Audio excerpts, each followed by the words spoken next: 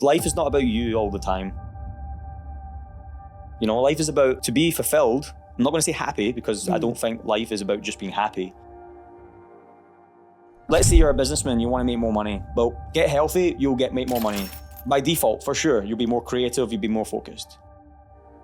I got into fitness about 18 years ago. I had a health scare at the time. Health and fitness is extremely important, yet they ignore it all the time. Around 2.3% people in the world go to the gym. That's a very, very small number. Whoa, I didn't know that. I didn't know that. Just because someone says, oh, you know, people in the, you know, this part of, you know, India or, you know, Indonesia, they live till they're 105 years old.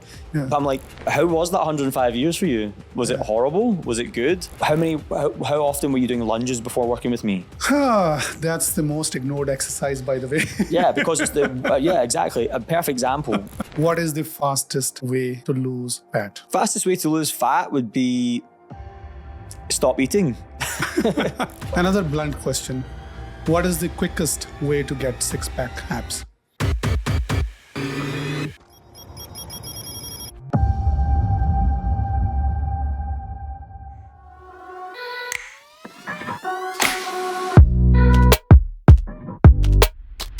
Good morning, Carlo. How are you doing? Good morning. Good morning. Yeah, good. Very, very good. Thank you. Great to have you on the podcast. How was your workout today?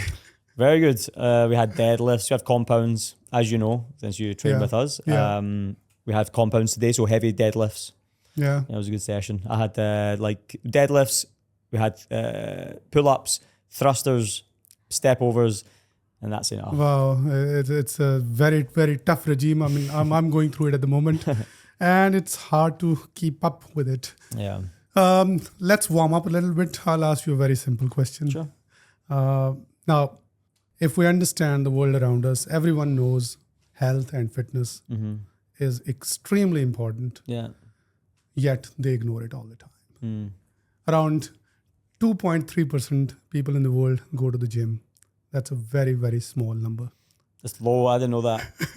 I didn't know that. Why do you think is that the case? When you're in the gym, you think that everyone goes to the gym. Yeah. When you're in it, you're like, busy gym, everybody must come here. But you're right. Like as I said to you before we started, like if you go to an office, you can see clearly that the people in there's not many people train. And the vast majority of people are in offices.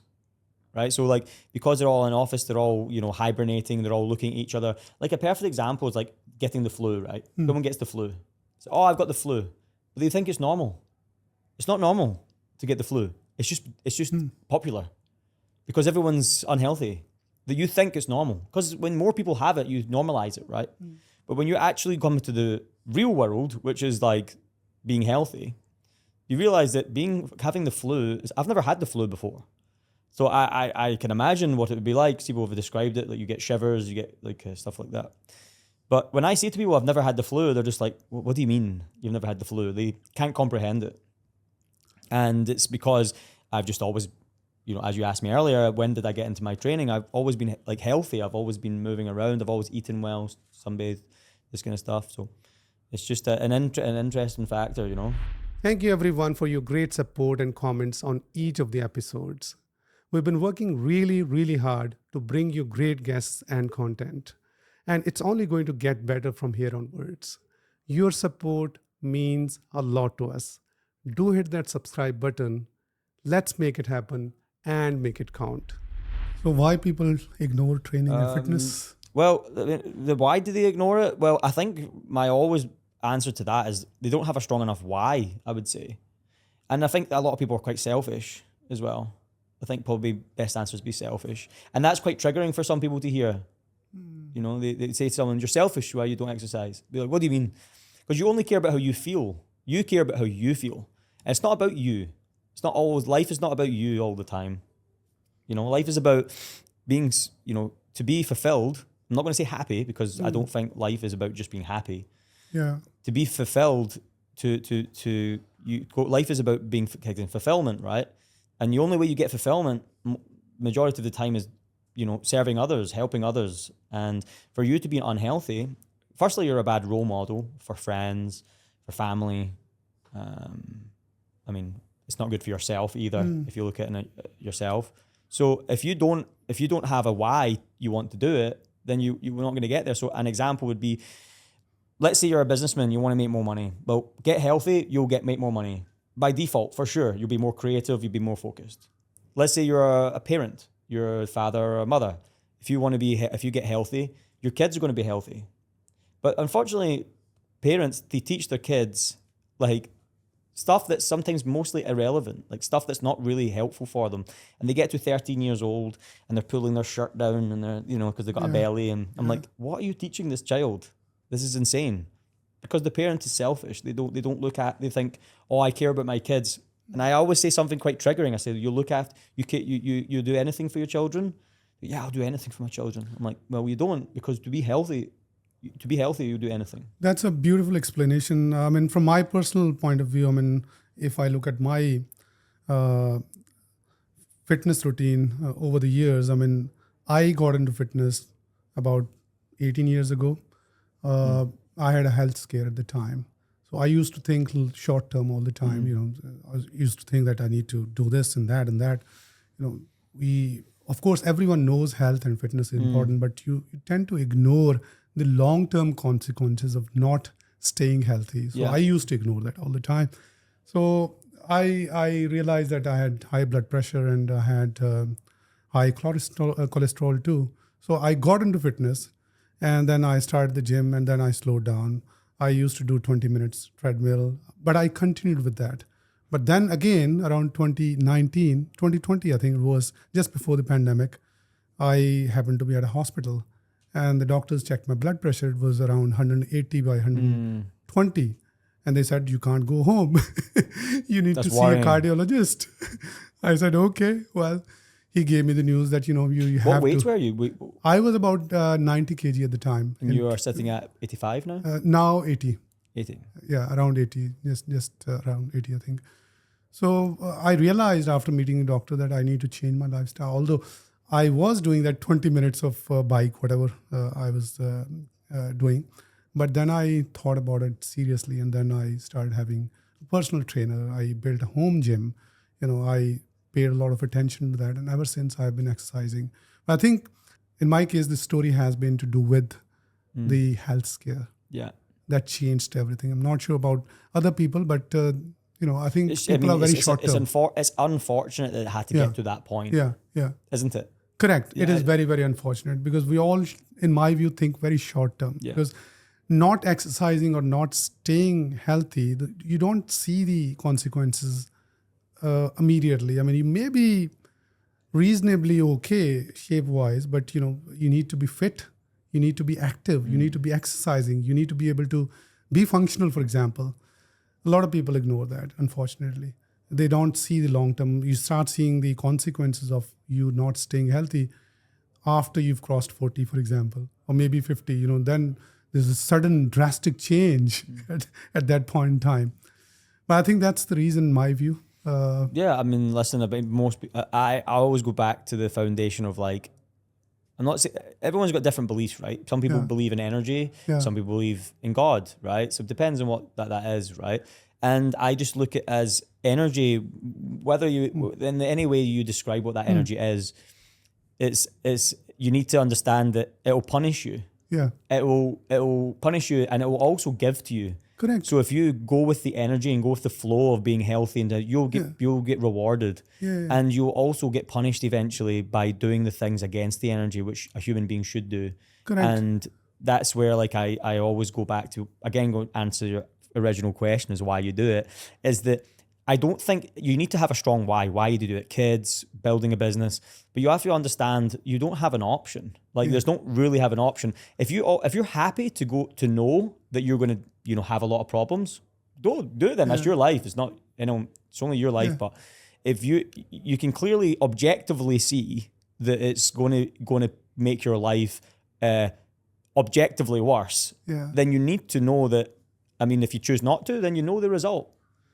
Yeah, so, ultimately, for goodness sake, there is only one human body that we're given in this life. And if we don't take care of this body, we're just being unfair. But it's not, and also a lot of people look at how long you live. Like, It's okay. I know a guy that smoked a whole life and he lived ages. Yeah, but I was like, I bet that guy's quality of life was terrible. I bet he didn't feel good about himself. I bet he was depressed a lot of the time. I bet he, he didn't have much interactions with, a partner, or maybe he did, but it wasn't very good. Like, you have to think of the consequences, and it's and I think a lot of people can kind of get away with it a little bit in your teenage years or your early 20s. Yeah. I mean, you'd still be better not to, but my point is you get away with it. But as soon as you get into your late 20s, at that point, you start really noticing it. And you're just like, that sounds horrendous. So let's say you've sorted out, or anyone has sorted out their why they want to exercise. How should they go about setting their goals? Well, I mean, firstly, as you said, set your why. Like, find something that's going to drive you, like actually give you something to focus on. Because like, without a strong enough why, it's going to be very difficult. And I think once you establish that there, everything else becomes a lot easier. So that's why I'll reiterate, is find that thing that's really, and really, as I said, like, actually pick the thing correctly. Don't just do it in a way that it's like, oh, I want to get fitter to look better. It's not enough. You need to be like, think about it deeply. Like, think about like when you're younger, and let's say use a guy as an example. Let's say you're a 38-year-old man in Dubai and you are single. Well, do you know what the strong why there is? Finding a nice partner that you're attracted to. That'd be one. That's one example. So let's say you want to find a partner you're attracted to. For a lot of people, that's really meaningful. Like, you really want to find, or even just a partner at least. Because a lot of guys struggle with that, right? So find a partner, and to do that, you need to be really wanting it. And most guys really do want that. So if you think of that as a focus, well, right, I want that. Then on top of that, you go, right, I'm doing this. I'm going to get this goal. I'm going to find someone I like. But to do that, you need to be in shape. You need to feel good. So then you need to go, okay, that's my focus. What's the subjects that I need to follow? Number one would be getting your nutrition sorted. And that would be being educated. Because a lot of people go into nutrition with I know how to eat well, I'm just not doing it. I know how to eat well, I'm just not doing it. Think about that. Yeah. And I guarantee most people that listen will relate to that. But as soon as I sit down with them and say, okay, well, what are you eating then? Well, I'm eating like this and this. I'm like, well, that's not sustainable. Yeah. It's like building a building, not being a construction worker, building it and being like, well, I think that's basically good structure. Yeah. It's going to fall down eventually. Yeah. It's not going to be sustained. It might sustain for a year, 2 years, but it's going to blow down as soon as the weather gets bad, right? It's probably the best analogy I can give you. And my point is, if you don't have at least the foundation of education on nutrition, for most people, it's really low. It's lower than they think it is. So then they say the quote, as I said to you, like, I know what to do, I'm just not doing it. And then they don't, and then they end up falling back, and then they blame themselves. They say things like, oh, it's just because I'm not sticking to it. But actually, it's partly that, but it's also, majority of it is because if you follow the wrong formula, like you try and count all your calories and you eat lots of chicken and stuff that you see on the internet, you end up setting yourself up for disaster. And to fix that, you need to then get the foundation correct, balance, which I'm not going into detail because we can discuss that later. But if you get the right balance with nutrition, that'll then help you get the strong foundation to then sustain it. And then on top of that, you've got your training. And if you're following the wrong training program and you're going to the gym and you're going to random classes and you're getting destroyed in the gym, correct, you end up in a situation. Just a question around this. I mean, how important is it for you to understand your body type and the age in order to come up with the right training or a program? I think a lot of yes, you can go into specifics. If you're like a 100-meter sprinter, you might have to be a bit more sport specific on your training. But for most people, it's not that. Most people need the foundations of training correct. You need to do your hinging exercises. You need to do your squatting. You need to do your overhead pressing. You need to do rotational exercises. You need to do explosive exercises. You need to have a certain level of stamina. You have to have all those things included in a standard training program, which is relevant to 95 to 98% of people, maybe more. And so, how relevant is age in terms of deciding? I mean, age, or let's not use age as an example, because there's 21-year-old people who can't move properly, and there's people who are 65 who can move very freely. So I probably wouldn't use age as a metric. I would use ability. And if your ability is that you are struggling to hinge and you've got a sore lower back, then your process is going to have to start at a lower level and you're going to have to build up slower compared to the other guy who maybe doesn't have the same issue. So it is subjective in that regard. Yeah. Okay. You are a big fan of functional training. In fact, an advocate. Let's try and understand the differences between the functional training and weight training. First of all, I would like to understand what is functional training. Well, functional training would be being able to use everyday activity under stress. You said functional training or weight training. I'd probably use it a little bit different. I would say, because you've got like hypertrophy training, you have strength training, you have, say, functional training. So I want to define that a little bit more. So let's say, for example, you've got your functional training. Well, functional training, as I said, would be moving in different motions, twisting, moving, but using a weight. Or no weight, body weight is sometimes more than enough, but using some sort of resistance. And that's going to help you because then you're going to be able to be adaptable. You're going to be able to move. You're going to be able to use your spine properly. If there's any occasion, let's say, God forbid, you get into a tussle with someone, another man or whatever, then you're able to then move correctly. Whereas a lot of people, if you're just doing specifically hypertrophy training, because I'm going to differentiate both, you end up being very, one-dimensional. And then you end up being very stiff. And my point of view is that if you're really wanting true strength and true ability, you have to be able to incorporate a movement under stress rather than just one way. Because being strong is a very broad way of saying things, because you can be strong with chest press, but you might not be strong with rotational exercises. So are you actually strong? You know what I mean? Like there's different ways. Does that make sense? I think you've explained it beautifully. I can relate to it very well. I've been training for nearly 5 years now. And the first 4 years, actually until very recently, ever since I've started working or training with you, I was heavily focused on weight training. I had personal trainers over the years, and every one of them really pushed me to lift heavier weights. And the drawback has been that, my mobility was compromised. Until late, I hadn't realized, and, I became very, very slow in my movements. I started thinking that I was actually getting old. My muscles were getting bigger. I mean, whatever size they could pick up at my age. But I really started feeling that, I was really getting old. And I guarantee the reason you felt like that is because your lower back and your shoulders were just not, and your knees were not functioning correctly. Correct. Even though your muscles were getting bigger. Correct. And, because of the heavy focus on weight training, I mean, we used to do very, very low reps. The entire focus was to break the muscles so you can grow them. And there was no focus on mobility. The only mobility exercises I could do or was doing as per my training, whatever training I was having, was to do some bike or treadmill a little bit here and there. And now I feel very, very slow. Now I have seen that difference ever since I've started this group training with you. I'm seeing that I'm much slower than other people. There are 10 people in the gym in the morning at 6 a.m. and I'm the slowest. I feel like a joke. Honestly. Because it's, and that's amazing, and fair play to you. You one thing I really think you're great at is you don't have an ego, and I think that's really amazing. Like I think that you are very open to learning and stuff like that, and I can see that about you actually. And it's really great, and it's funny as well because it gives you an understanding of like, oh wow, like I really have put 5 years into this training, and I'm further behind than the guy who started 6 months ago. Correct.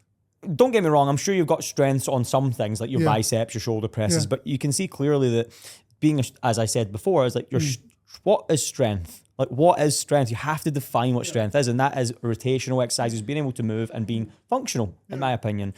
If you're a weightlifter and you've got the deadlift and you just want to be the best deadlifter in the world, fair enough. It's your life. You want to do that, then fair enough. But like to also reduce injury and stuff, you still have to use functional training, even if you're a weightlifter, because eventually you'll get injured. So a lot of the guys who are even doing like heavy Olympic lifting, they're also still doing quite functional training. A lot of them are actually quite functional. It's just on the lower end of the scale when you're talking about day-to-day gym goers, they're just not doing it right. If you look at top athletes like weightlifters and stuff, a lot of them can do a backflip. You know what I mean? Like they're really strong and really adaptable. There's some impressive people out there. Yeah. One thing I've felt during the last 4 weeks or so is that, my muscles are probably shrinking a little bit. It's probably because of the type of training that we're doing. Is that a drawback in functional training? I mean, I reckon some of that will be psychological because you would probably been so used to doing the pump training where you just fill your muscles with blood.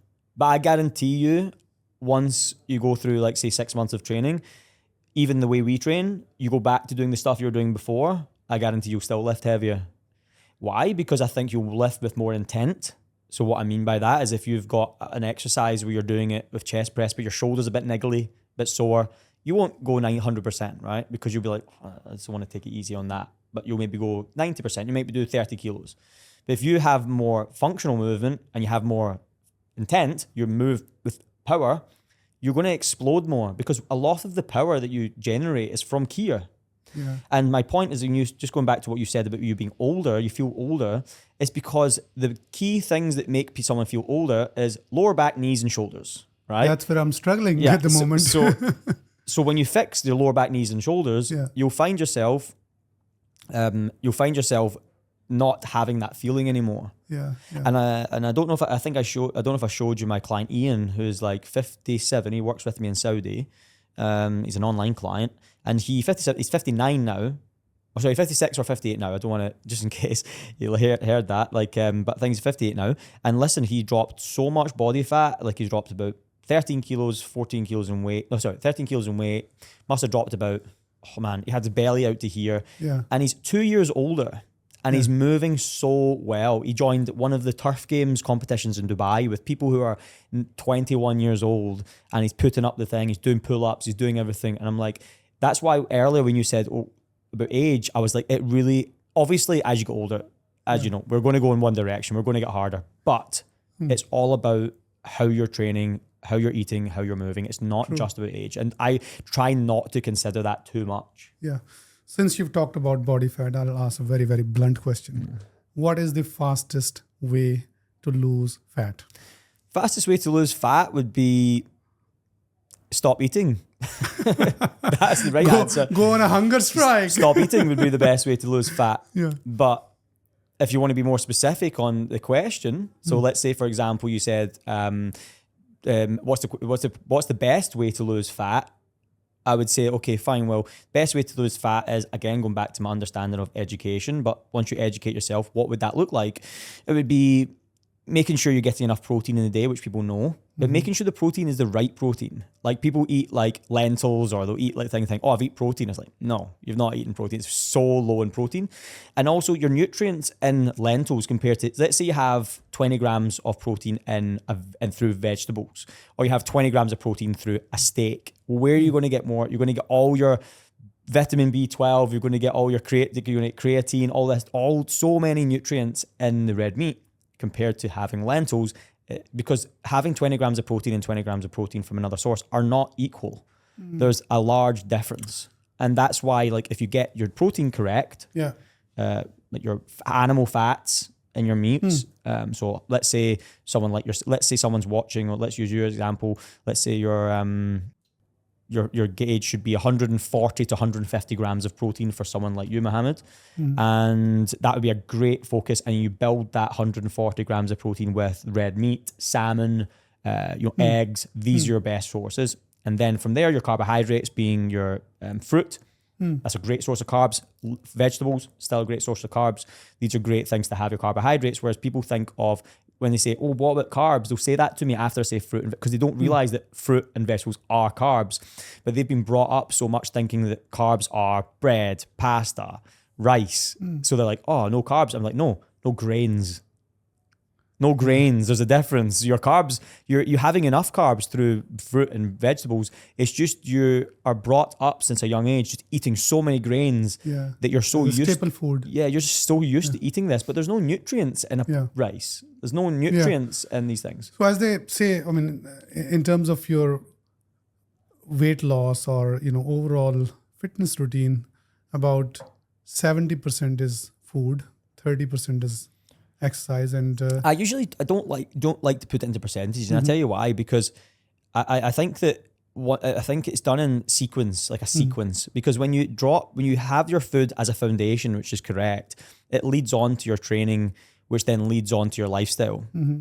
Nutrition and lifestyle can be similar, but my point is, let's use nutrition and training as to your nutrition should be the foundation in general, rather than a percentage. I find it hard to put a percentage on it, but my point is, like, if your nutrition's on point, it's going to complement your training.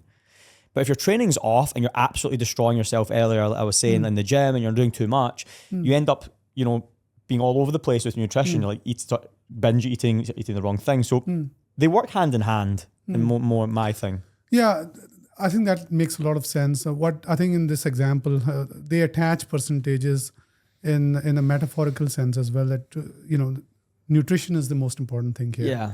Training comes after the nutrition. If you get the nutrition wrong, you will not lose fat, for example. And I would say if you get the nutrition wrong, you don't lose fat, that's for sure. But then again, also, if you don't train while you're trying to eat better, you might not get the same endorphins as you would do. So I think that sometimes and that's why, like, I'll give you a quick one, is when people go on holiday, they have this all or nothing attitude. They go to this thing of like, well, I'm not training, so I just will eat what I want. But I'm like, well, why do you not just keep training on track with everything and eat relaxed, eat kind of what you want, and you'll find a much better balance like that. Whereas people try and they try and all or nothing, where they just lose that. So a lot of people think that they can go on a diet, for example, they can just be in calorie deficit and still lose fat. A lot of people do that successfully as well. What do you have to say about that? No exercise in this example. Go on a calorie deficit. Yeah. You'll lose fat. You'll lose fat, but it depends on what your goal is, right? Like, of course you'll lose fat in a calorie deficit. But once you realize that that having the right, function in that calorie deficit is way more important. Because I always say this when I sit with someone, is that anyone can lose weight. You just stop eating, as I said earlier, right? But the problem is, you need to understand there has to be some sustainability to that. And you need to then find that foundation between education on what to eat, how to eat it, and also one thing I really think is important is how you deal with circumstances. Like, what do you do when you're on holiday? Because if you give yourself really high goals while you're on holiday, like, okay, I'm going to eat perfectly, I'm going to train perfectly, you end up in a situation where you come back from your holiday and you don't have you're not refreshed. So you resent food. You start feeling food as a negative, like, oh man, so there's so many moving parts to the psychology of actually, because there's a statistic about, I think it's 95% of people who lose weight, or 85% of people who lose weight, put it all back on. Or more. Body takes revenge. Well, yeah, I mean, you could take revenge, but I mean, like, it's there. Eventually, your body will be. It's not body. It's, people have psychological things, and we discussed before we started the self-sabotage. People don't feel worthy. It's the same as finance. People don't feel worthy of being rich. They make a certain amount of money, and they'll start doing things to sabotage their own progress, or they'll get a certain shape, and they'll be like, deep down, they're like, I don't feel worthy of being in this shape. So they start sabotaging their own. And I probably wouldn't be able to go down too deep into the psychology of self-sabotage, but I've seen it in real time. I've just watched people. I've went, you're doing so well, and you don't need to change anything. You just need to you've lost 15 kilos. You need to lose another 10 kilos. There's no changes you need to make here. You just need to keep doing the same thing. And they'll mess it up. Wow. Well, Andrew Tate says something really interesting. He says you could give someone a Ferrari and the map to get to the destination. You can give them, everything they need to get there. And they still get lost on the way, and they still not get to the destination because they don't have any belief in themselves. It's not it's not that they lack of knowledge. It's because they don't believe in themselves. And I think that was really interesting. Understood. Now, if you do the right nutrition, can't you just simply treadmill your way to weight loss, or treadmill your way to fat loss? I mean, with the right nutrition, you're asking. Yeah. You could. What's wrong with that? Why do we need to do functional training? Because and weight training? You're looking at general health, right? You want to be healthy, and muscle mass is a representation of health. If you have low muscle mass, are you healthy? I don't think. No, Yeah. you're not. Like, As you're you not grow healthy. older, you need to have muscles to sustain your body, of Yeah, course. so that's why you have to you have to define the question. Is it Yeah. muscle? Are you going for are you trying to lose weight to be healthy? Yeah. Or are you trying to be healthier, or are you trying to lose weight? Yeah. Or are you trying to just gain muscle? Because let's use the opposite as an example. Let's say you just want to gain as much muscle as you can. Yeah. Is that healthy? Not necessarily if you're putting on body fat alongside it. Yeah. So it depends on the question. As I said, are you aiming to be healthy, or are you aiming to lose fat, or are you aiming to gain muscle? If you're trying to be, like, in general, you want to be optimized. You want to be, you should be lean, high muscle mass, and be able to be functional movement. And I would say that'd be an optimized setup for someone. Absolutely. I mean, I give this example a lot. People, when you grow older, the only thing that will sustain you is going to be your muscle, right? If you don't have strong muscles around your bones, you're going to bend your body, your back will be bent, and you are going to look ugly. Yeah. And, if you want to stay straight and stay fit, muscle has to be maintained or grown. There's a woman called Gabrielle Leon, I think her name is, and she speaks about it a lot. She's in a lot of podcasts these days, and she explains about how the importance of muscle mass, like, and how, like, living longer. And then going back to what I said earlier, just because someone lived says, oh, people in the, this part of, India or, Indonesia, they live till they're 105 years old. Yeah. But I'm like, how was that 105 years for you? Was it horrible? Was it good? Yeah. And I mean, it's the quality. It's the quality. And listen, I don't think there's much evidence to show that having high muscle or eating lots of increasing your muscle mass, let's say, is not going to help you live longer. I think it will help you live longer massively. Yeah. I just don't think there's enough research into that. Yeah. Another blunt question. What is the quickest way to get six-pack abs? Well, lose body fat is the thing, because you can do as many crunches as you want. But unless you reduce your body fat, because everybody's got abdominals. Everyone, you've got we all have abdominals abs. There, and a lot of people don't realize that you can't out crunch or out exercise to get a six pack, right? You have to get your nutrition on point. Yeah. I mean, you can to a certain extent out exercise if you were someone who's like constantly doing like stuff and you end up skinny and like frail and unhealthy. Yeah, you might have a six pack. You might be extremely unhealthy at the same time. But to be healthy and have a six pack, you need to gain muscle mass, drop body fat. And that's as simple as that. And what is the fastest way? The fastest way? Of course, then we go back to the fat loss and all that. Yeah, it's just fat loss. Course, the fastest way is just lose as much fat as you can, as quick as you can. Yeah. And again, going back to that. So abs become visible at around 14% for men, around 20% for women, body fat. Yeah, I think that's probably about right. I'm not actually entirely sure that exact percentage, but around, I would say a visible roundabout, depends on your genetics. Like for me, I've got quite big abs, like my abs are quite large. With some people, they have like kind of a smaller defined abs, so maybe it might take them longer. Even when I put on a little bit of body fat, you can still kind of see my abs, but I mean, I try to keep my body fat low. I guess about 10%, they become really visible and sexy. Right? So is it even healthy to maintain a body fat at 10%? I'd say 10%, yeah. I would say 10% is pretty good. Is it healthy? Very healthy, yeah. I would say, but I think if you start going lower than that, then I think it probably becomes unhealthy. Yeah. I think 10 to 11% for a man's like really, really great. I think anything above that's pretty unnecessary. And it's not easy. But especially in modern day society, when everything in your face, like you go to we're in business bay just now. I guarantee if I go downstairs and I go to the downstairs, it will just be a lot of garbage food. Yeah. And it's not easy. Yeah. That's why like the old saying of the people you hang around is the average of who you are kind of thing. Correct. Right?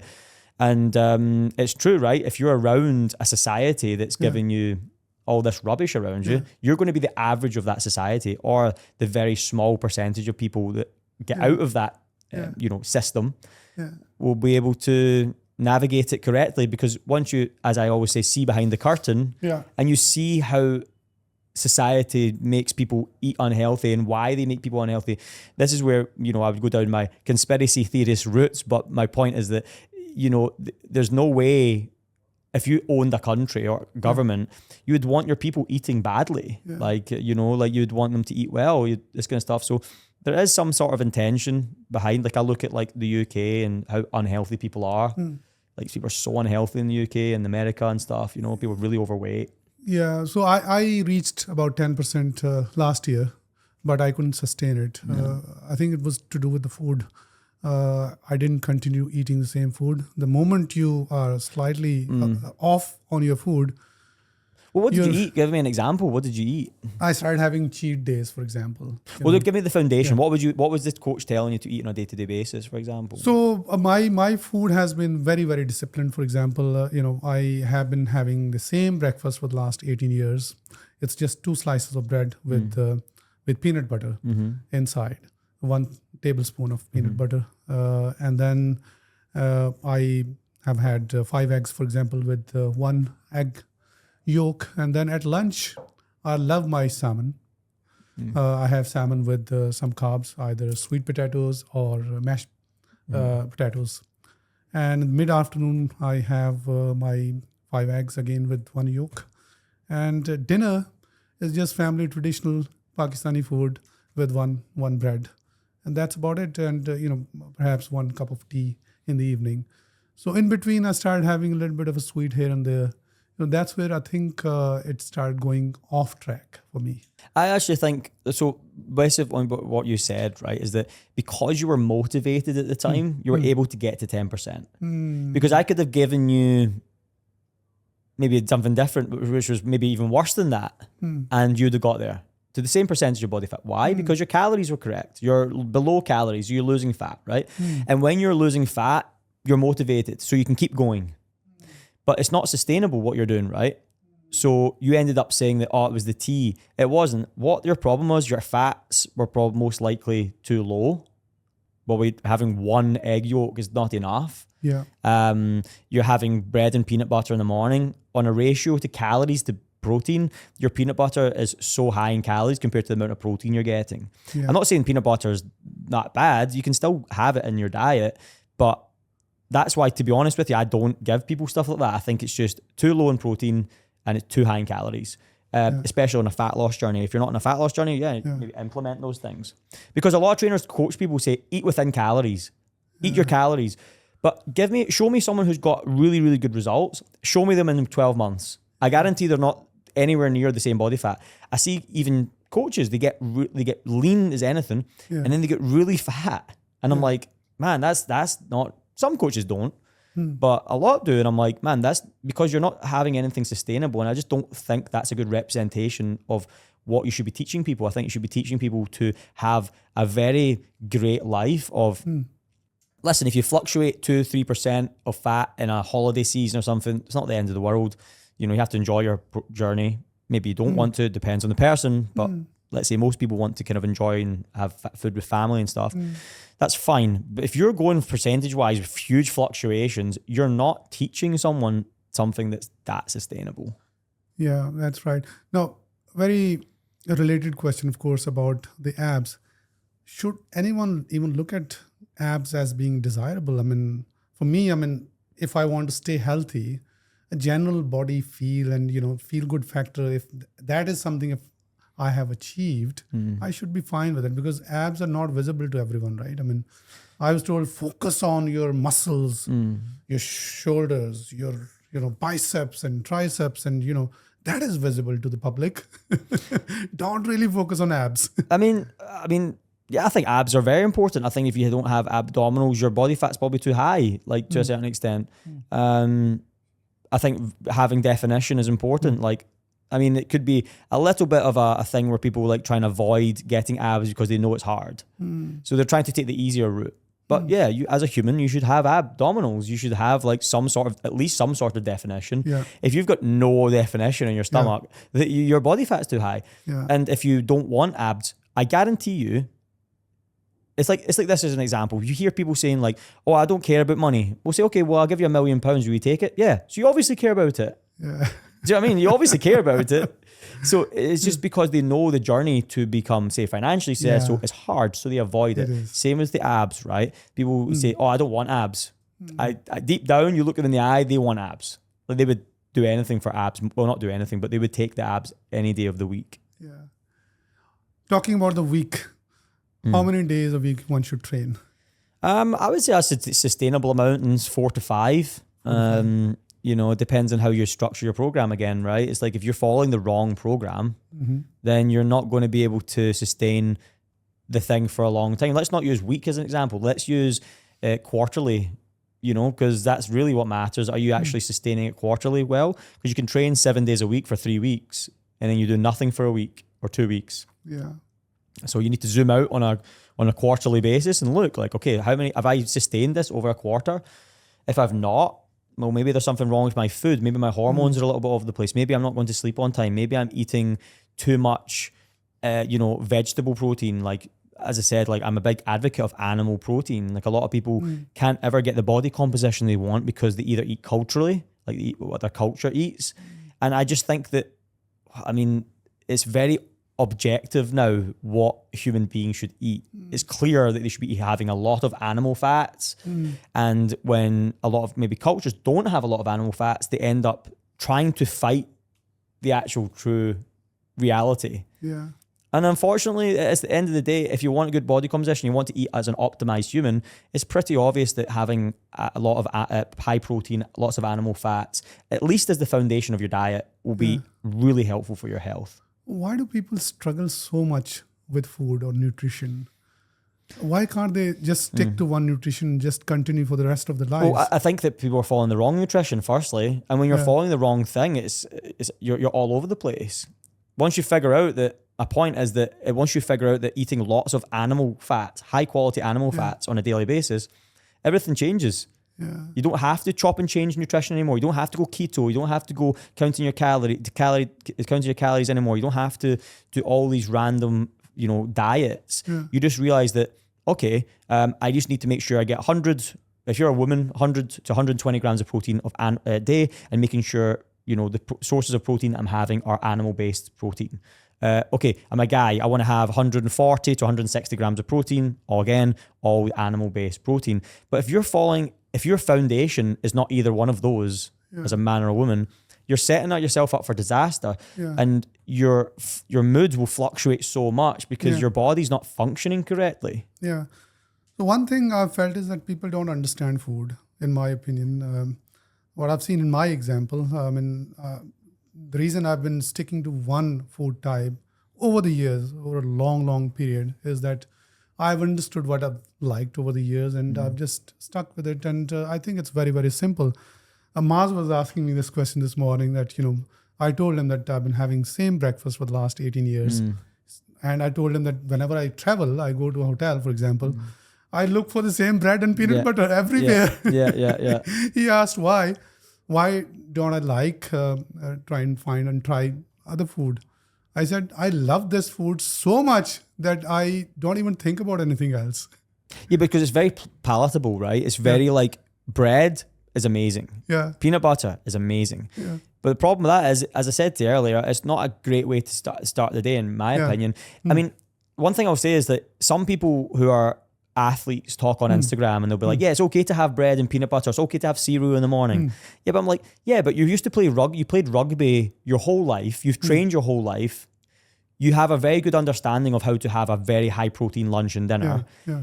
But you're saying that to somebody who's not there. You're saying that to the general population who are not ex-athletes. Yeah.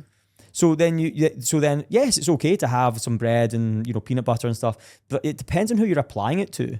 If you're applying it to a mother of two who's 20 kilos overweight, she's going to feel really ravenous by 2 o'clock in the afternoon, and she doesn't have the discipline or the knowledge to sustain that feeling. So then she ends up just being like, eating rubbish. Whereas my point is that there's a lot of things that people say that can be true, but they have to be applied to the right person. Like they have to be applied to the right setup. So the other food examples that I have, of course, peanut butter is slightly debatable in this context. For example, at lunchtime, I have my salmon with sweet potatoes. That is healthy, I believe. Brilliant, perfect. And I've been having it for at least 5 years now, and I've been very, very consistent, at least 4 days a week. And the reason I've been able to stick to it, a lot of people don't like salmon or fish, having Either it on a do regular basis. But the reason I've been able to stick to it, because I love it so much. I had to do a lot of self-discovery to come to a point where I find the right lunch for myself. So I found it, and it's easier for me to stick to it. The point I'm trying to make here is that, it's very important for anyone to understand the food, try and find, experiment, and understand the nutrition and see what is healthy for them and what is it that they really love eating amongst the healthy sources. I think that's a really good point. Like, see, so for example, use that as what you've just said as an example, right? Now you know from this podcast, you know what to eat. You know animal fats are what you should be focused on, right? So write down what you like. This is something that people can take away from here is write down the things that you can eat. So if it's eggs, you like eggs. You don't like salmon, but you like red meat and you like lamb. Okay, so sack off the salmon. You don't need it, but you know you can have eggs, red meat, chicken. Cool. Yeah. Then what you need to do from that point is figure out how you do that. Okay, meal 1, I'll have the eggs. Meal 2, I'll have the chicken. Meal 3, I'll have the steak. Then at that point, you need to think to yourself, are you able to cook that correctly? And are the meats that you're buying good? Obviously, if someone is struggling financially, you can't always eat the Angus ribeye steaks every day, right? But if you're able to eat a high quality, let's say money is not an issue, you can just buy the best quality food. That, number one, really matters. And for a lot of people, you can afford high quality food, right? So if you just get the high quality food, you buy that. That's really helpful to start because the tenderness of the meat, the taste of the eggs, these kinds of things really make a difference. Then you go, are you a good cook? This is a sort of defining factors that people cook eggs. They'll send me a picture of like, that looks horrible. Like they just put the eggs in a frying pan and just turn it up really loud, really high and just mix it in. And I'm like, it looks so dry and horrible. Yeah. Whereas like how I cook eggs, I'm not amazing chef, but I learned the basics of how to cook eggs, meat, etc. just from going on YouTube, checked out Gordon Ramsay's YouTube channel, and he just showed you how to cook eggs correctly. You can take out all the stuff like the butter that he puts in sometimes, like nothing wrong with butter, but sometimes it's too high in calories. But you get the gist of how he cooks it. How does he cook meat? How he salts it, how he cooks it. Okay, that's helpful. That makes a huge difference to sustainability of eating. Because if you're cooking a steak, I don't like steak. Because I never used to like steak that much. You know why? Because I never used to cook it properly and I used to not buy the right meat. Now I buy the right meat and I cook it really well. So it's a completely different world. So when I turn up every day like you, Mohammed, when you go in to eat your salmon, I'm the same with my food. I'm like, oh, I can't wait to eat this. You understand? But if you make that salmon, you don't buy the right salmon or you cook it terribly, you will not enjoy it. Correct. So you can't sustain it. And it's very important to enjoy the meal. Yeah, exactly. Very, what you said. very important. Your original point was you enjoy it. So that's really important. If you don't enjoy the meal, then of course, I mean, talking about the meals that people order from different apps, there are many, many kitchens around Dubai who are delivering healthy food. And I've seen a lot of people getting used to it for a month and then they leave. They get the ready-made meal and after a month, they don't even talk about it. I think the reason for that is that they don't enjoy that meal because it's forced on them. They don't understand what they're trying to eat or eating. And it's very, very short term. And I find it very hard to find people around me who actually understand their food and then they stick to it. Yeah. I don't always think it's in lack of enjoyment. Yeah, they might enjoy the food so much, but my thought process is that people go through life with high dopamine, right? I really want to eat at the nicest. Let's use Dubai. Let's utilize Dubai. On a Saturday, we can eat at literally the best restaurants in the world, cooked by the best chefs in DIFC. We can do the best things ever. A little bit of a problem with that is your expectations of food is like, well, I want to eat, different food every day. As a human, you're not living in an a la carte restaurant 7 days a week, right? So when you think to yourself like, oh, I need to eat like this, or what should I eat today? You're already setting yourself up for disaster. You need to understand that food should be done in a way that you should be eating like a human, and then you should gratify yourself maybe through having a good week, or getting a bonus in work or something with maybe a meal of your choice. So you're like, I really enjoy this meal. I deserve this meal. You have to be grateful for that meal. But people gratify themselves. Nonsense. They're like, oh, I've had a hard week. I'm going to eat what I want this today. It's like, you don't deserve that meal. You need to work for something. You need to appreciate it. And that's where a lot of people go wrong, is that they don't understand that you should not be aiming for eating a variety of food every day. You should. It messes you up.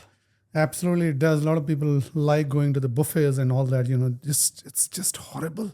The buffets are horrible. They're a riot. Like even when I go to like nice buffets, like nice establishments, if they give me a let's say a brunch, as they call it here, right? If you go to a brunch, if it's not an a la carte brunch, you're going to think I'm a snob. But I don't want to go to a brunch, like got a plate, putting a slice of pizza on it with some potatoes in it. It's horrible. Like it's not a good way of doing it. Like I want to get served a nice.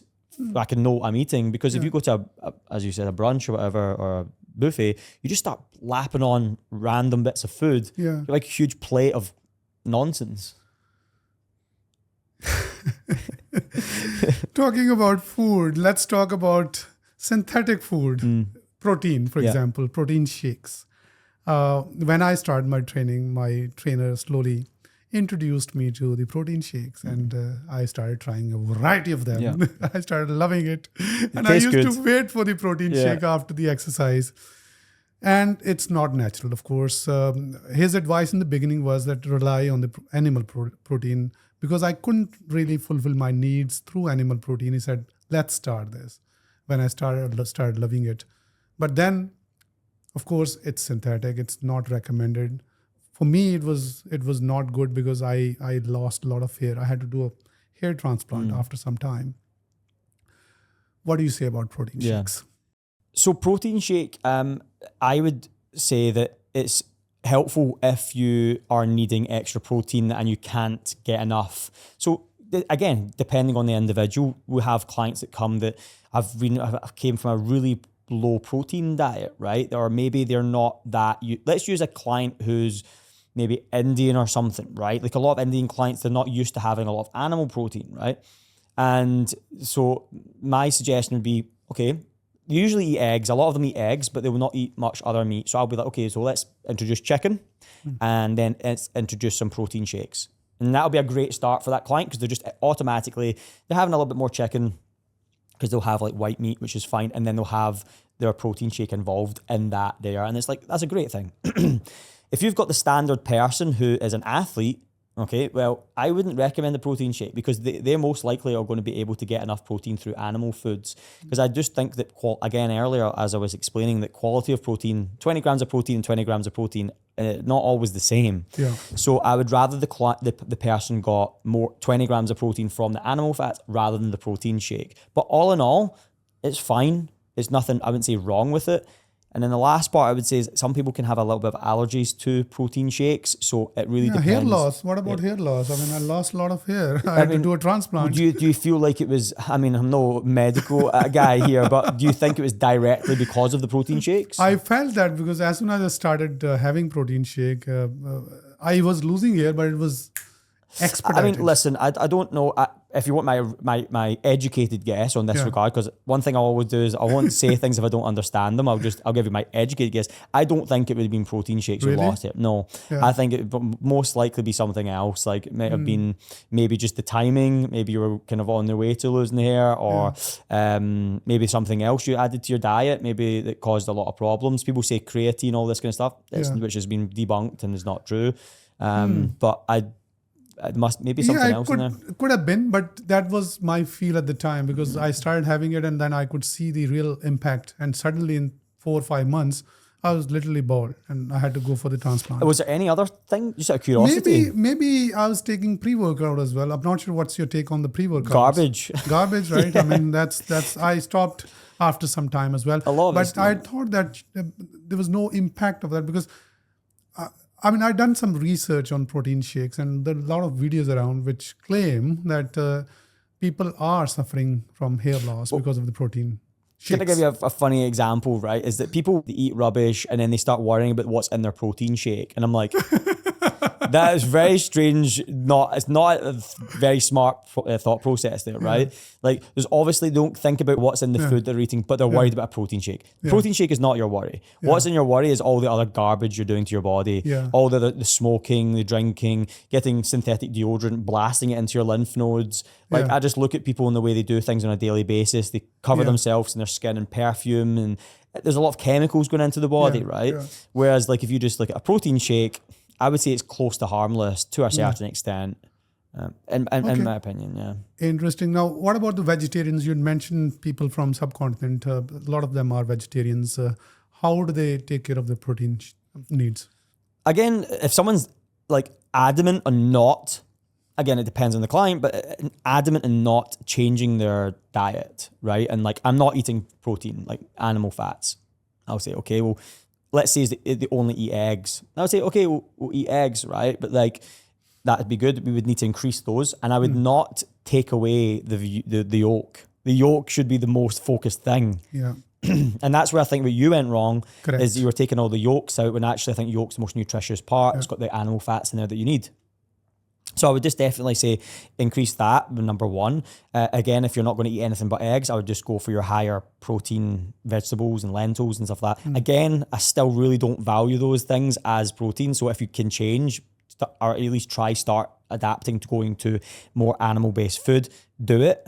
It's like really, it's the best advice I could ever give someone is just get as much animal protein into you as you can. But again, going back to if you're not going to change that, so you go for your lentils and then add protein shakes. It's probably your best bet. Have a protein shake in there is probably best. You're probably going to have to supplement a bit more. But if you use your logic, right? Like if you have to supplement, do you think people 1,000 years ago were supplementing? No. So what? So there's obviously some sort of, change in the world that's made people stay away from meat, and it doesn't make sense to me. So as I said, I think objectively eating high amounts of meat is obviously better for you. So if you can change your diet over time, it's okay to change, even if your family don't agree with it. Like sometimes just change it. Like it's your life. How about the family pressure? Of course, last night, for example, my wife ordered a dessert, and she was forcing me to eat it. I mean, of course, when you're sitting together, you have to oblige. And I said no yesterday, for example, and she was not really very happy about that. How do you? Well, let me ask you a question. Why was she not happy about that? Because she wanted a company, right? But then it's why is she ordering dessert on a Wednesday? Because she wanted to have it. but what you want is not the answer, right? So my suggestion would be that have a conversation and say, listen, I don't if you want my real answer, my answer would be, I don't appreciate you bringing that in here and forcing me to eat that because I've got goals and I want you to respect those goals. And if you don't respect them, then this is going to be a problem. Yeah. I mean, that's my sort of thought process. I'd be like, this is a problem. But then, and then again, you can use dessert or you can use alcohol as an example. Yeah. Both are like this. People do it because it makes them feel better. Yeah. Well, I've eaten it and so has he, so that's okay. Yeah. But it's a lot of selfishness. Let's talk about cheat meals. I think very, very valid advice. I'll be having a conversation with her tonight and hopefully we'll come to an agreement. Cheat meals. Mm-hmm. What do you say about those? What do I say about them? I mean, they're fine. I mean, I would say a cheat meal is absolutely fine if you're wanting to have it on occasion. I usually tend to stay away from fried cheat meals. I think just fried food in general, just so problematic in every way.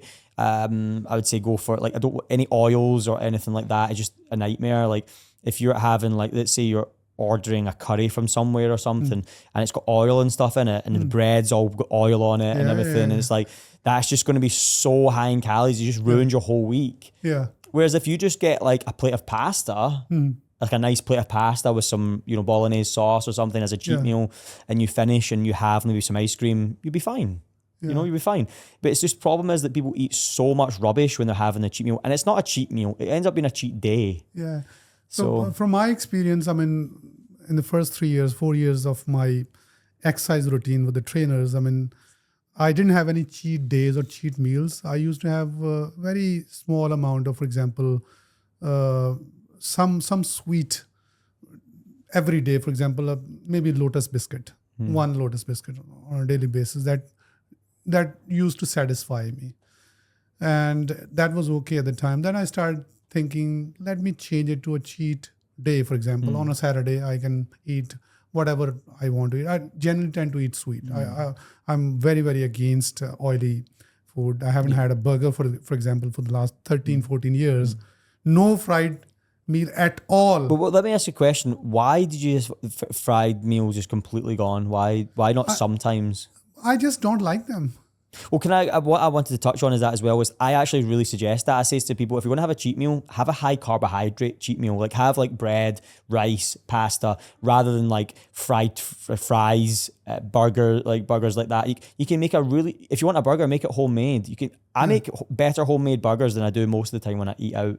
Yeah. Sometimes I'm disappointed if I go eat out. So are you recommending fried meals or no?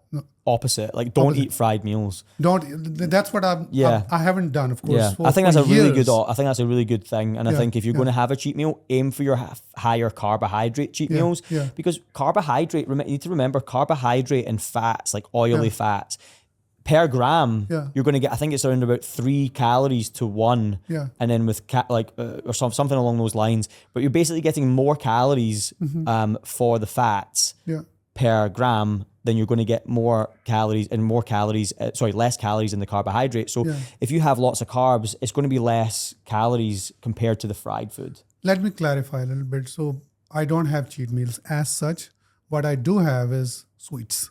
I like cakes on weekends. Whole weekend?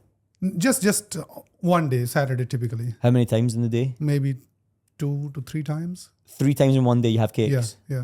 Some 3 days is 3 times in a day is quite a lot. I mean, listen, I would just probably go for twice, like try and go for that. My suggestion is if you're doing really well and you're trying to make progress, again, it really is dependent. If you're on a maintenance thing and you're happy, you're trained, you're lean enough, you're happy, then having a little bit more cake or something on a Saturday is going to be fine. If you're on a fat loss journey specifically and you're trying to lose fat, then you need to think to yourself, okay, am I going to overeat my calories? So let's give you a very practical example here. If you're on a deficit of calories by say 300, let's say every day you're dropping by 300 calories, so you're under calories, so you're losing weight.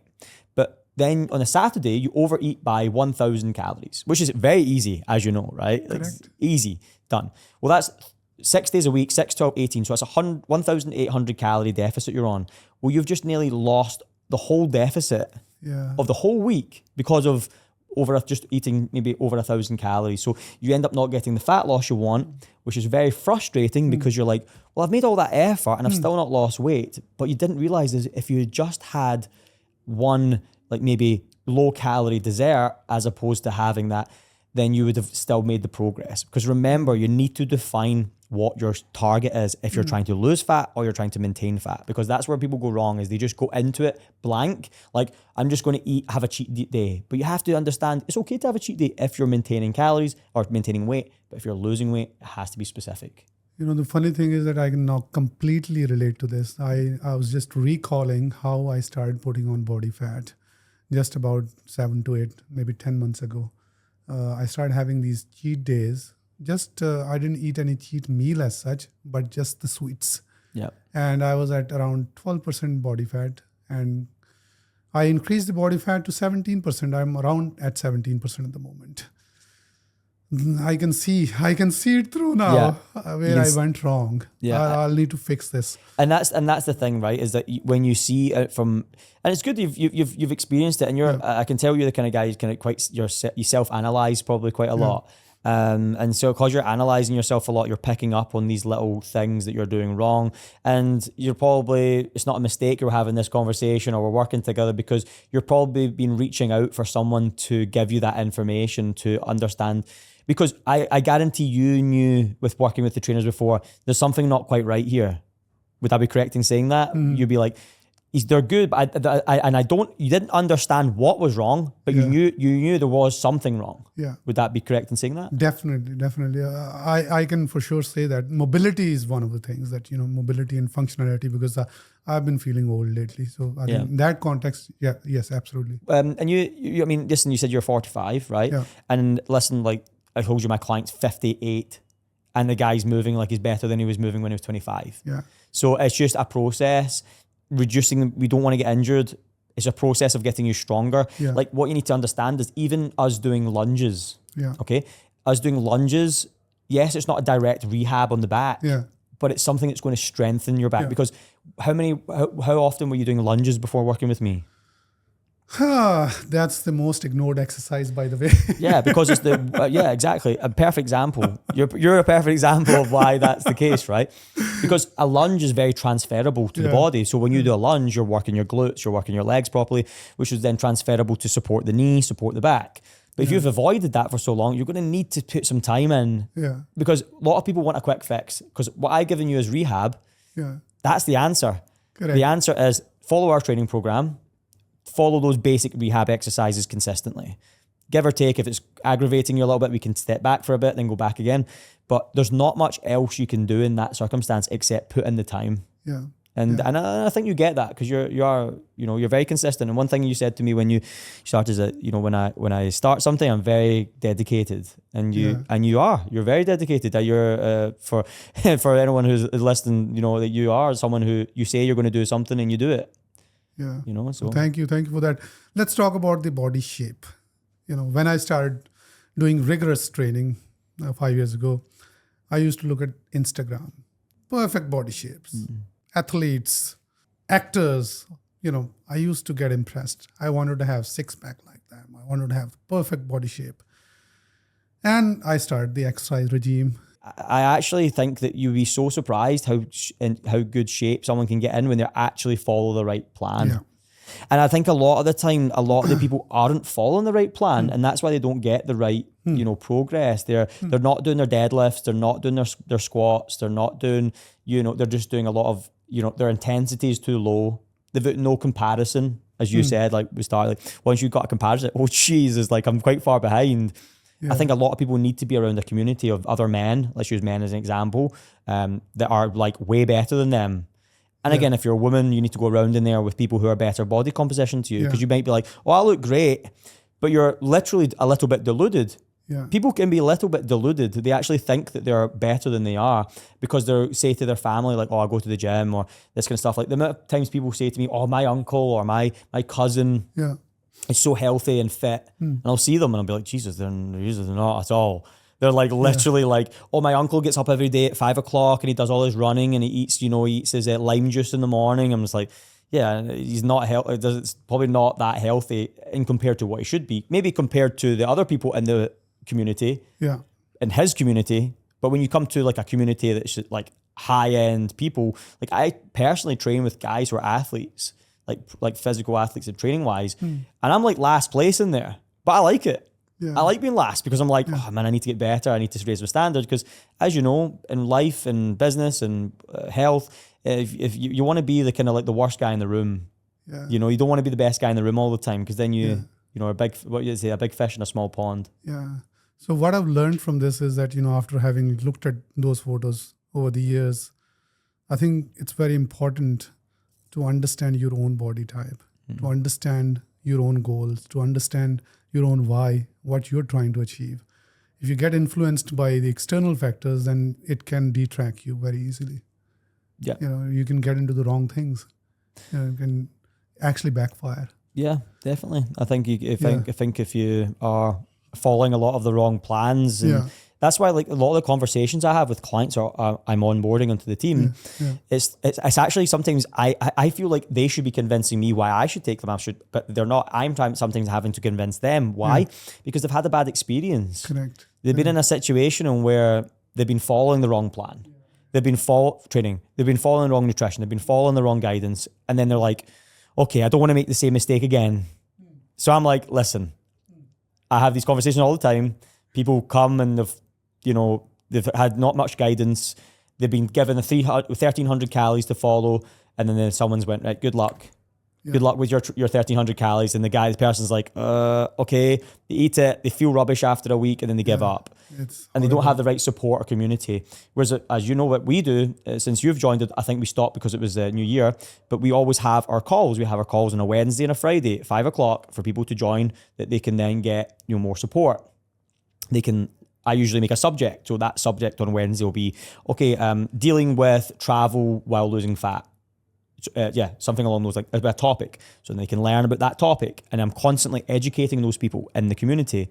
So then after 6, 12, 18 months, these people are not only in shape, they're like, I know so much information. Yeah. Because all I'm trying to do is all the information I have, I'm just trying to transfer it to you.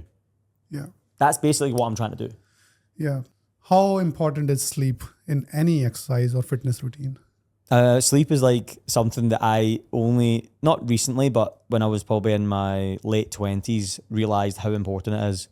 Like when you are, you say you get away with not sleeping enough, but when you realize that you would be, if I was 24 and sleeping really well compared to when I was 24, when I wasn't sleeping well because I was always up late, this kind of stuff, I would have been even further better. But I got away with it at the bare minimum because I was able to keep pushing forward. But when you get a bit older, your sleep, you're just like, no, I need to sleep, or you can't function. It's 2:00 in the afternoon, you feel tired, you feel sleepy, you procrastinate. I notice a lot is when you're tired, you procrastinate. That's something I realized in the last couple of years is that the more tired I am, the more I procrastinate. So getting to bed at enough hours, and I'm going to define this, is really interesting to me, that this, I'm going to in a minute, is that getting to bed for 7 hours, 8 hours is so important. But it's when you sleep, right? So you have your circadian rhythm, which is your body's clock in terms of your sleep, and your recovery is much higher the earlier you go to bed. So let's say, for example, you sleep at 12 o'clock at night and you wake up at 8 a.m. You've slept 8 hours, right? Yeah. If you sleep at 9 p.m. and you wake up at 5 a.m., that's also 8 hours. But the recovery from sleeping from 9 till 5 is much higher. So you feel so much better compared to sleeping late. And then what happens is you end up getting really, you sleep 8 hours. You know those people that come into the work and they're like, oh, I feel tired. And they've slept like 8 hours. And you're like, how are you still tired? Because they probably went to bed too late. Yeah. And the last thing I'll touch on, which is not exactly sleep, but some people have a hormonal problem. So they'll sleep 8-9 hours all the time and they still feel tired. You see those people, I'm sure you see people in offices doing that. Like, I'm tired. They have a hormonal issue. Their food's off. So their hormones are all over the place. So even if they slept 12 hours, they're still going to be exhausted. Absolutely. And they'll always feel like tired and lethargic. Beautiful explanation. And what is the best time to exercise during the day? I mean, it depends on the person, but I mean, it's pretty clear that I think they've done a couple studies that I've read in the past of just like during the day, like 11 to 12 is like the optimized time or something like that. But I don't know how true that is. But in terms of my kind of opinion, in terms of people in the real world, morning. Like I'm getting in the morning, you're going to find it. I do have quite a lot of Arab clients that are pretty consistent in the night. Yeah. You know, a lot of people try and aim for night, but their drop-off rate's much higher. But there's some people who have really have some Arab clients that are really good at coming in at night, and they're very consistent for a long time. But as a majority, I would say get your training in the morning. Yeah, that's what I do. I mean, I'm an early person. I'm an early morning person. I go to bed early, around 10, before 10, wake up at around 4:30. Amazing. That's what I've done. You know, even when I was studying, I used to sleep very early and wake up even at 3 o'clock in the morning and study. That's been very natural. I think it's natural to exercise in the morning too, in my view. Yeah, I mean, I definitely think there's some sort of like, if you look at the kind of years ago, thousands of years ago, people have been, they got up in the morning, they'd have tried to hunt to some extent. I don't know the exact, schedule of someone 1,000 years ago, but they would get up, they would hunt, they would be running after stuff, they would be doing activity, and then they would eat probably once a day. Yeah, most likely, because you would have probably not had much refrigeration. So you'd have had to eat in what you had at the time. So and that's why, like, one other thing I just want to touch on is that's why sometimes fluctuations in body fat a little bit are okay, because I probably reckon a lot of the people, if you look at seasons, we have a lot more carbohydrates in the summer, right? So we'd have been, in your season, you'd had a lot more carbohydrates, your fruit, your honey, this kind of stuff. Your body fat would have increased a little bit. Yeah. Then you would have been having a more ketosis style of food because in the winter, when there's not as much things you can eat in terms of carbohydrates, that's just my thought process when I think of that. And that's why, like, I think that's really important. And what is the quickest way that I can get rid of this double chin and this fat? Well, how much body fat are you at? 17%? Around 17%. And what was it looking like at 10? It was less, but I think it was still visible. I mean, it depends. Like, I think once you put on a bit more muscle and you get back to like 10, 11%, you'll see a huge change. Yeah. I mean, for the amount of time you're training, we do need to put a bit more muscle on. I think once you get your body composition higher, I mean, there is always an aspect of genetics to things, right? Like, there's always a slight aspect to genetics. But in terms of losing kind of like the body fat under your chin and stuff. For most people, you just need to get your body fat down. Yeah. There's not really much else you can do. 45 days challenge, and I am going to be 10%. Yeah. We're going to be recording that. I love that. He's going to be helping us. Yeah, I like that. We have a deal here. Yeah, I like it. It's going to be cool. 45-day challenge. I'll give you a sheet. You can tick it off every day, see how you go on. So I appreciate it. Absolutely. So one final question now here. It's for the audience, and there are many people who are beginning to start exercising. For example, it's the beginning of the year. You want to give perhaps 3 tips to any beginners?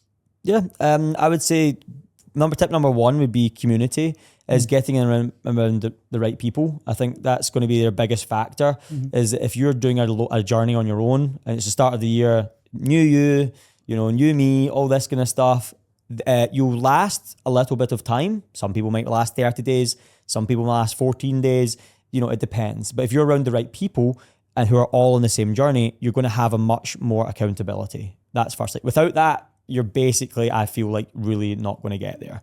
It's really hard to do it on your own. Number 2 would be making sure you're getting your education, is that you're with a community that are going to educate you on that side of things, that you're going to start learning about what you're actually doing. Because when you do something, when you understand why you're doing it, you're far more likely to implement it, right? So the more you can get educated on that front, it is going to be there.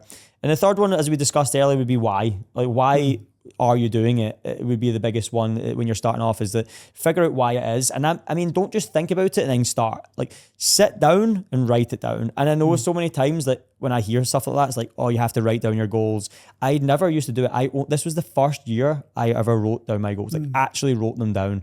And I actually found it far more satisfying. I transferred it onto my computer and I just was like, wow, that's much better, because I actually have it defined. Because a lot of people say, oh, why do you want to do it? But they don't have much structure to that. And I really think you need to write down why you're wanting to do this and what that will bring to your life. Like, write it down, put it in a document, and you can always go back to that and say, why am I doing this?